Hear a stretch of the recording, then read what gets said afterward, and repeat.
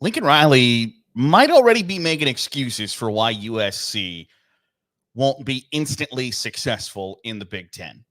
And I'm not 100% sure why, because I don't know that anybody expects USC to walk into the Big Ten in 2024 and compete for a conference championship or really do a whole lot of anything.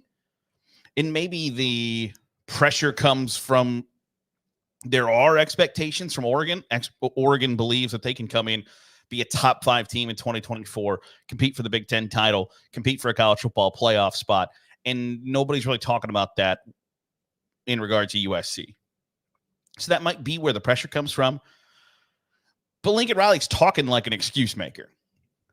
During his Big Ten Media Days availability, he talked about how USC has spectacular facilities, spectacular NIL, and why that is, obviously that makes that job an attractive one for him, makes that an attractive school to potential recruits, potential assistant coaches, things like that.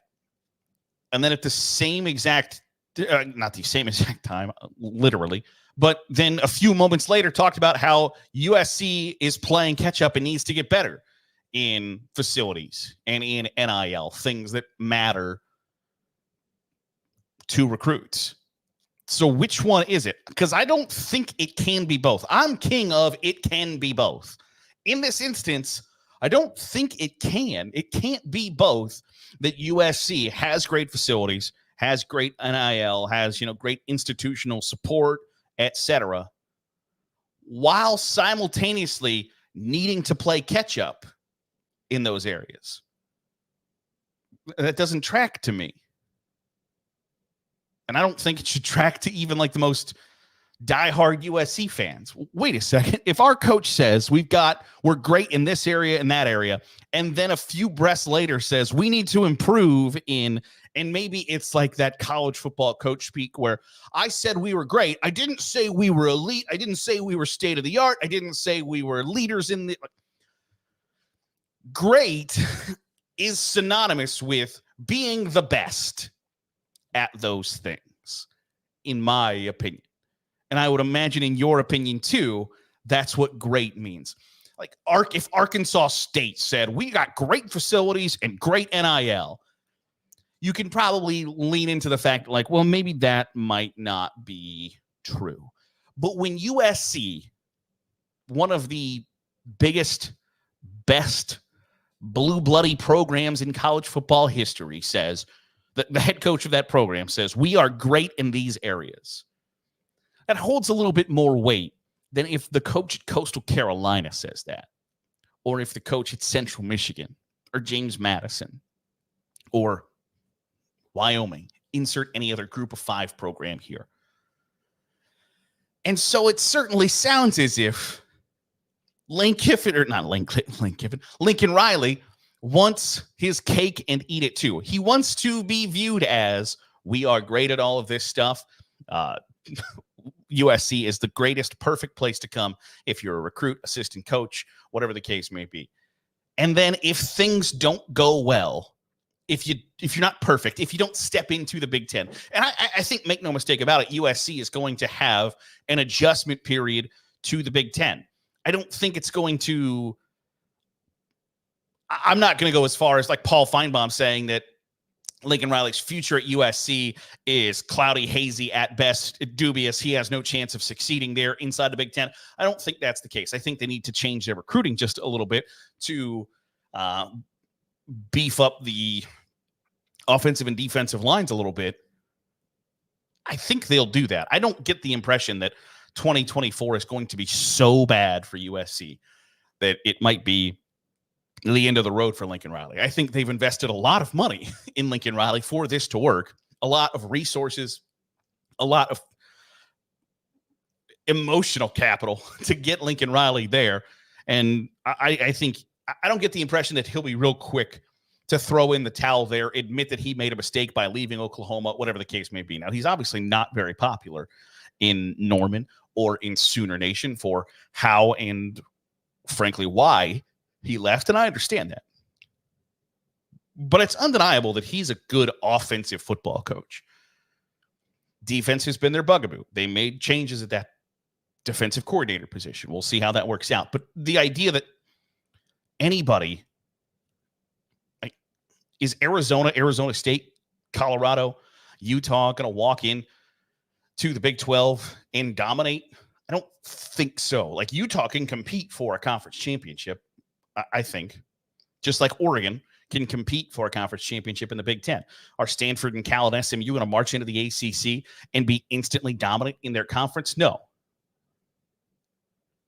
So I don't know why USC and Lincoln Riley feel like they have to immediately be on the defensive of like, well, this is why it didn't work immediately.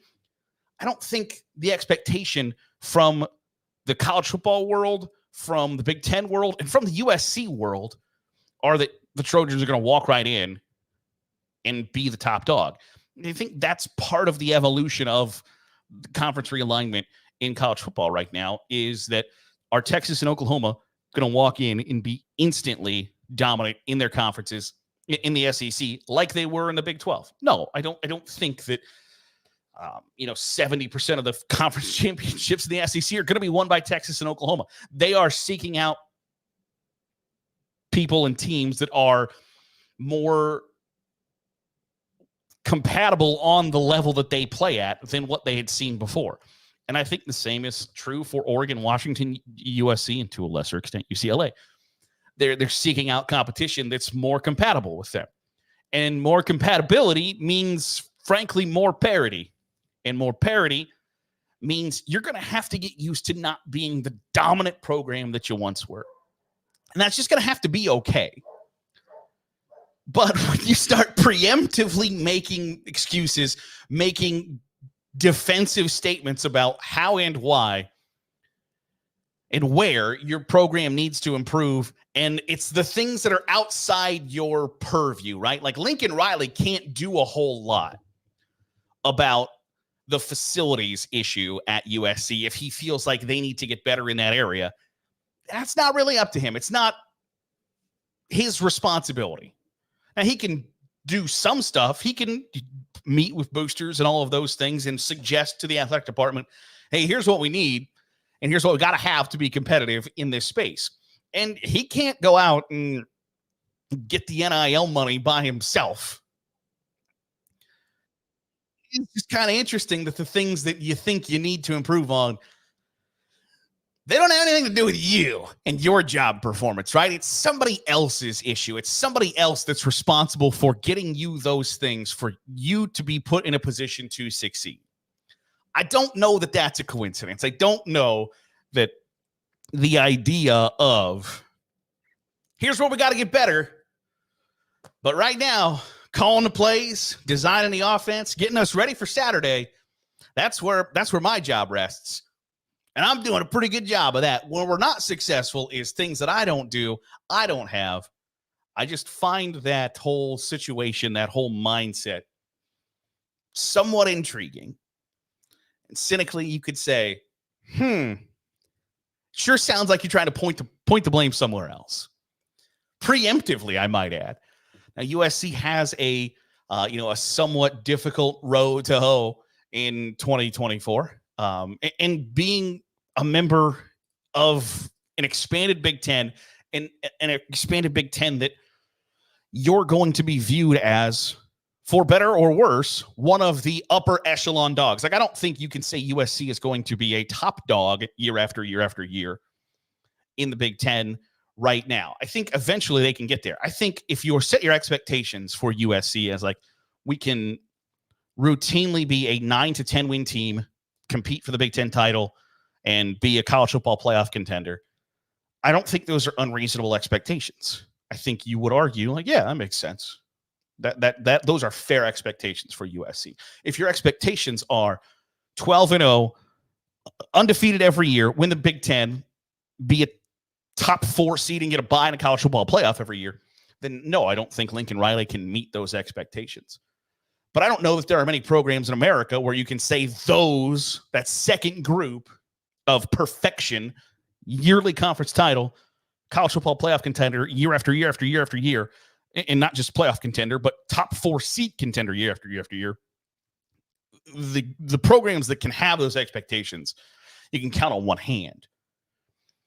But I don't think Lincoln Riley needs to get defensive about that right now, because when you do it in July, it looks like you're kind of telegraphing like, hey, the reason we lost to LSU, Michigan, Penn State, Nebraska, and Notre Dame this year, the reason we went 7-5 is because we're not great at NIL and we're not great at facilities, while simultaneously saying we've got great facilities and got great NIL.